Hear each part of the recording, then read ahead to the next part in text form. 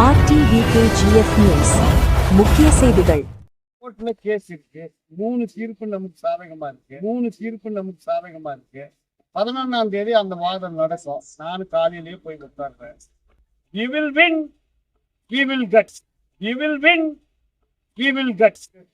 இன்னொரு பேர் வெளியே அடிக்கிறோம்னா அது ஃபைட் பண்ணு நீ. எங்க ஃபைட் பண்ணணும்னு தெரிஞ்சுக்கோ. தெரிஞ்சுக்கலன்னா தெரிஞ்சவங்கிட்ட கேளு. போன வாரம் ஒரு ஜட்ஜ்மெண்ட் வந்து தொடர்ந்து பர்மனெண்ட் வேலையை ஒரு ஃபேக்டரியில் செய்துட்டு இருந்தா அவங்கள பர்மனெண்ட் பண்ணணும்னு சுப்ரீம் கோர்ட்டு தீர்ப்பு.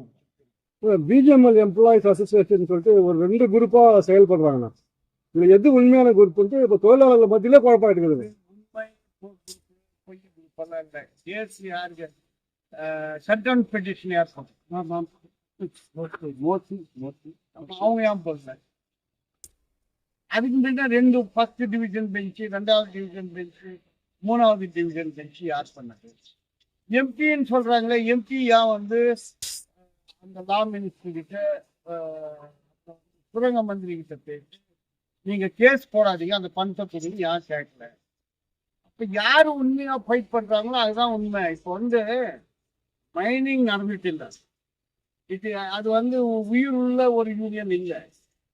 ரிட்டையர் ஆயிட்டு 60 வயதை கடந்த தொழிலாளர்கள் அவர்களுடைய காம்பன்சேஷன் உரிமைக்காக இந்த குரூப் தான் போராட்டம் பண்ணுது.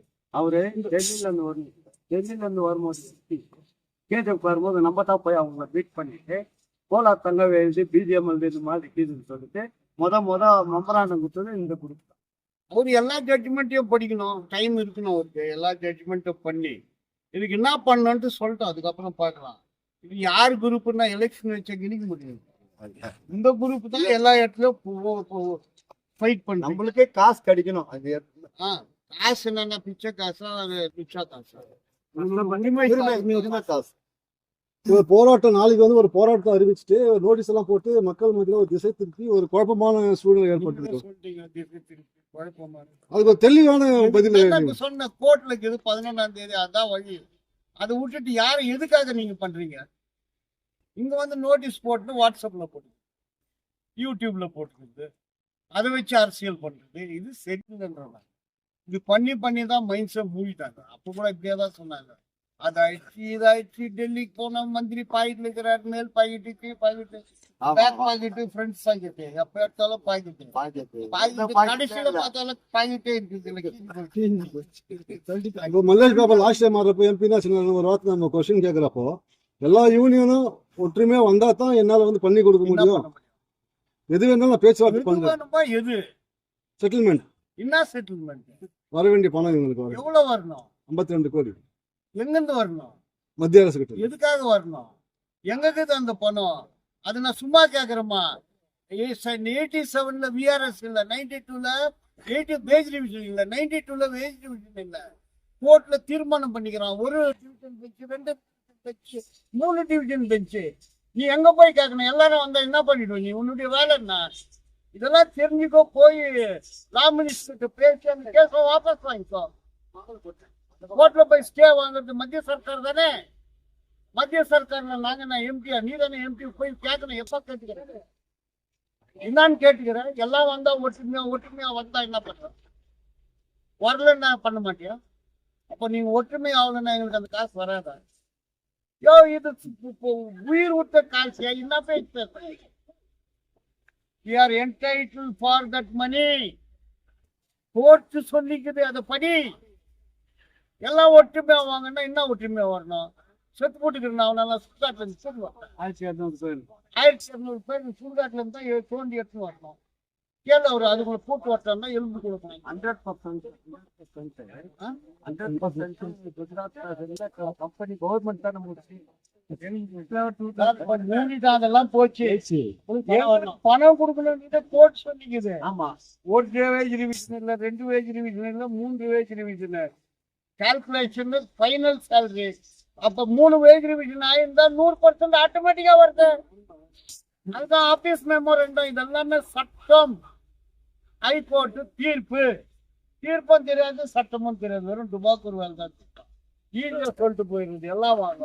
வரல என்ன அர்த்தம், வந்துட்டோம் என்ன அர்த்தம்?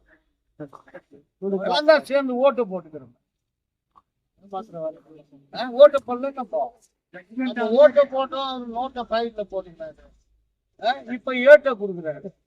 நம்ம சொல்லணும் காலில் கையில குத்து ஷார்ட்டு காலில் குத்து பூத்து.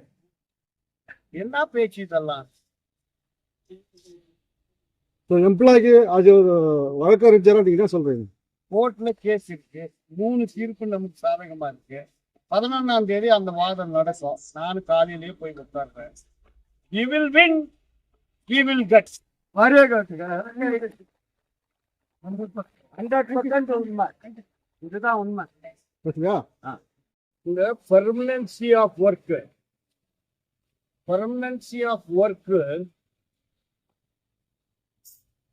ஏர் இந்தியா கேஸ்னு ஒரு கேஸ் இருக்கு 1998.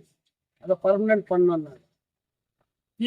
Authority of case, Umadevi case, Vartak case, canteen case, இத்தனை கேஸ்ல வந்து கான்ட்ராக்ட் லேபரை பர்மனன்ட் பண்ண முடியுமா பண்ணக்கூடாதுன்றதெல்லாம் பேசினாங்க. போன வாரம் ஒரு ஜட்ஜ்மெண்ட் வந்து அந்த ஜட்ஜ்மெண்ட்ல தொடர்ந்து பர்மனன்ட் வேலையை ஒரு ஃபேக்டரியில செய்துட்டு இருந்தா அவங்கள பர்மனன்ட் பண்ணணும்னு சுப்ரீம் கோர்ட்டு தீர்ப்பு. Contract regulation and abolition act 10(1) பிரகாரம் இந்த தொழிலாளி நாங்களும் அவங்களும் ஒரே வேலை செய்கிறோம், எங்களுக்கு வந்து பர்மனன்ட் பண்ணுன்னு பெட்டிஷன் போடணும். இது வரைக்கும் ஏன் போடணும்? நான் அந்த சங்கத்தை நடத்தும்போது ஒரு 10 வருஷத்துக்கு முன்ன நான் ஒரு 1000 அப்ளிகேஷன் ரெடி பண்ணி எல்லாம் ஃபில் பண்ணி கொடுத்தேன். அந்த சங்கத்தில் இருக்கிறவங்க மேனேஜ்மெண்ட் கூட சேர்ந்து நான் கமிஷன் போட்டேன். அப்போ அவங்க வாயில மண்ணு போட்டுக்கிறது அவங்களே தான். they should fight. 300 பேர் எடுக்கிறாங்கன்னா இவங்களுக்கு கொடுக்கணும் இல்லை, அதுக்கு என்ன சட்டம் வழிமுறை என்ன இருக்கு? அது பேசணும், அதுக்கு ஃபைட் பண்ணணும், கோர்ட்டுக்கு போகணும். போன வாரம் ஜட்ஜ்மெண்ட் ஆயிடுச்சு. இல்லைன்னா நம்மள மாதிரி ஆளுங்கிட்ட வந்து பேசணும், இதுக்கு என்ன சார் பண்ணலான்னு. அவங்கள எங்களுக்கே உலகமே தெரியும், உலகமே நாங்கள் உலக தொழிலாளர்களை ஒன்று சரி கோஷம் போட்டுக்கின்னு கேஸுங்களை போட்டு தோத்துட்டு பிறகு கெல்ச்சின்னு சொல்லிட்டு ஈக்குவல் பே ஃபார் ஈக்குவல் ஒர்க்குக்கு ஏன் கேஸ் போடல?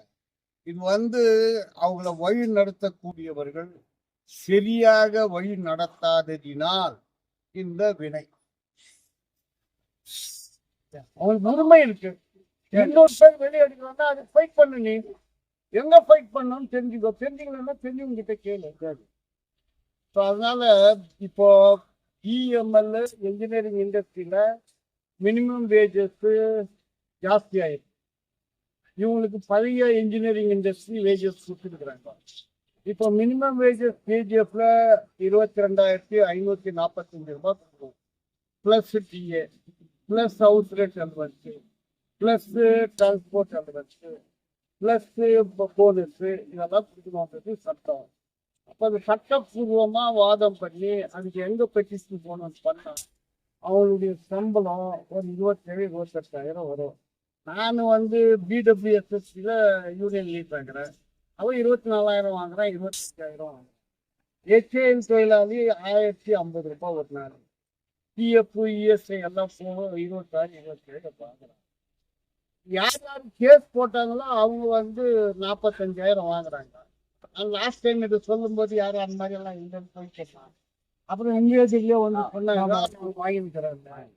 ஆகவே இது வந்து சட்ட நுணுக்கங்கள், வீதி போராட்டங்கள், சட்ட போராட்டங்கள் இதை கலந்து பண்ணும்போது தான் வந்து ரிசல்ட் கிடைக்கும். அவங்க அதை சரியா பண்ணலன்றது என்னுடைய கருத்து. இது போன்ற முக்கிய செய்திகளை தெரிந்து கொள்ள RTVKGF நியூஸ் சேனலை லைக் அண்ட் சப்ஸ்கிரைப் செய்து கொள்ளுங்கள்.